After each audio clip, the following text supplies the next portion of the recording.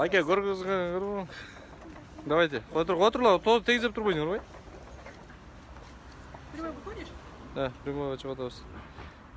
Мына урматтуу Facebook колдонуучулар. Кармап кеткен Амантур Жамгырчиев, Жомарт Дүйшөнбиевтер азыр чыгышты. Мына ушундай плакаттарды кармап көчөдө тынч эле басып барышаткан. Флешмоб ушул болчу. Көчөдө. Митингге чакыруу жасашып аткан, тынчтык митинг. Өзүңөр айтсаңар, эмне болду эле? Biz bu aksiyonu aytқанда жарыяны ачык эле айтканда биздин тарапташтар менен бир 15 жакындарыбыз ошол эле ош базарынан аты шлагбаумду көздөрүп акция түзгөнбүз флешмоб мындайча айтканда эч кандай мыйзам бузула болгон жок. Мына азыркы учурда гом Первомайскийге тиешелүү гом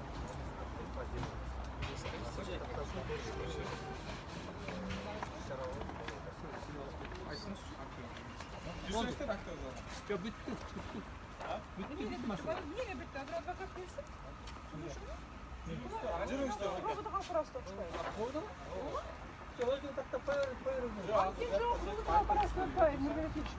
Азыр 1-май райондук 10-бөлүмдүн кызматкерлери Рубашкача. Мындай болуп атат да, азыр биз кирип сүйлөшүп чыктык. Домдун начальниги менен дагы. Анан биздин суроого эмне себептен, эмне негиз болду ошо балдарды кармап домго алып келген деген сурообузга эми жөн эле ушу процедуралык маселелерди такташыбыз керек эле деп айтышты эле. Азыр мына тактап өздүгүн анан кайра түшүнүк каталып эле кое беребиз деп айтышкан.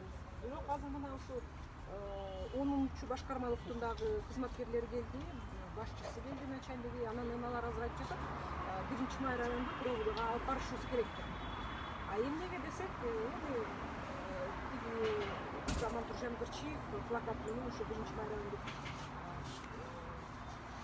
территориясында, аймагында турган, анан дагы териштирүүгө киришибиз керек деп атат. Сот чечими бар, ушу 1-май райондук районунун аймагында эч кандай митинг, акциялар өткөргөнгө тыюу салынат деп чыгарылган сот чечими бар. Ошон үчүн биз такташыбыз керек деп атат. Биз түшүнүп атабыз. Амантур Жамгырчиев өзү айткан 3-4 мүнөт эле плакатын кармап алып, ошо 11-саат 11:00-дө 8:00-дө форум алган митингге келгиле дегенде чакырык менен турган, эч кандай бул мыйзамдын чегинен чыккан чакырыктарды же урандарды айтып, ошол жерде сөз сүйлөгөн да эмес да.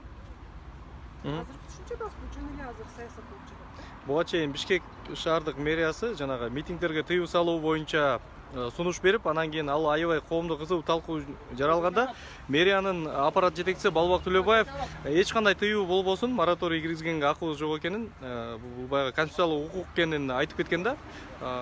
Демек 1-май райондук соту ошол конституцияга каршы келип калат да, соттун чечими. Ошо биздин баш мыйзамда жазылган конституциябызда ар бир жара тынч чогулуштарга, жыйындарга, акция митингдерге катыша алат деп.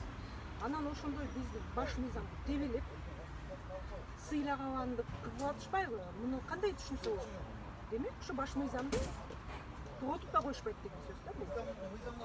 Мисалы үчүн Амантур мыйзамга каршы эч кандай кыймыл аракеттер кылган жок. Ал тынч гана ошо турду. Анан эми мына ушу соттун чечими чыкканда да, демек ушу соттагы баш мыйзамды сыйлабайт. Бул жөн гана соттагы ошо үстү жактан түшкөн буйрукту аткарып ушундай чечимдерди чыгарып жатат да. Азыр кайра ичине алып кирип кетти. Азыр кайра ичине алып кирип кетти. Азыр өтө турабы кандай чечим, кандай аракеттер болот экенин, бирок ошо Амантурдун ошол жерде 3-4 мүнөт турганын мына балдар да айтып жатышат. Видео тасмада да бар деп, учукпай эле ошону кармап отурган деп да. Анан бизге каяктан эмне себеп болду десе, бизге 102-ге чалуу түштү деди. Ушинтип плакат менен турат деди. 3-4 мүнөттө плакат менен турганда бирөө көрө калып 102-ге чала калса булар келе болуп турду.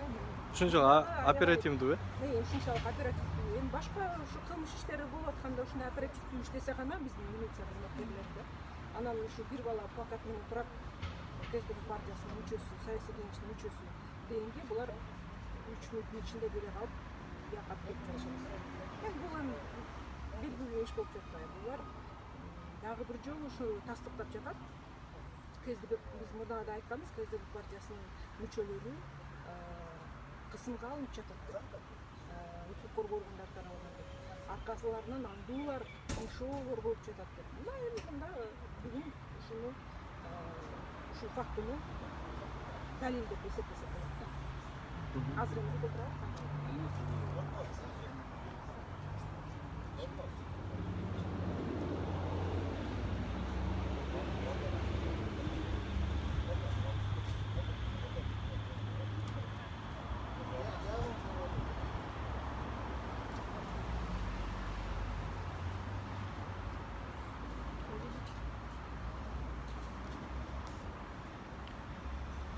Биринчи райондук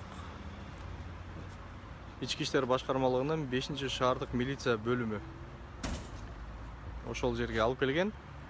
Азыр Амантур Жамгырчиев, Жомарт Дүйшөнбиевди азыр КСДП саясий партиясынын саясий кеңештин мүчөлөрү жана азыр партиянын расмий өкүлү Кундуз Жолдубаева өзүнүн болгон окуяларды айтып берди. Бул жерге азыр 10-бөлүмдүн кызматкерлери да келип өздөрүнүн кандайдыр бир түшүндүрүү иштерин, кандайдыр бир шарттарын айтып атат.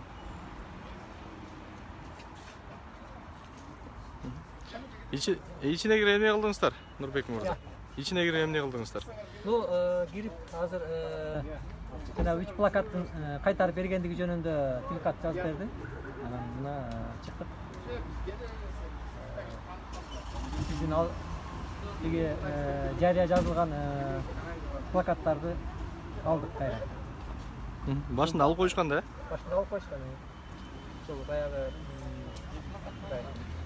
кандай чакырыктар бар ичинде ошону карайлычы деген сөз болгон. Анан өздөрү да көрүшүп чакырыктар эч кандай мыйзам бузуу жок экенине ынанышты. Ошо анан кое беришти.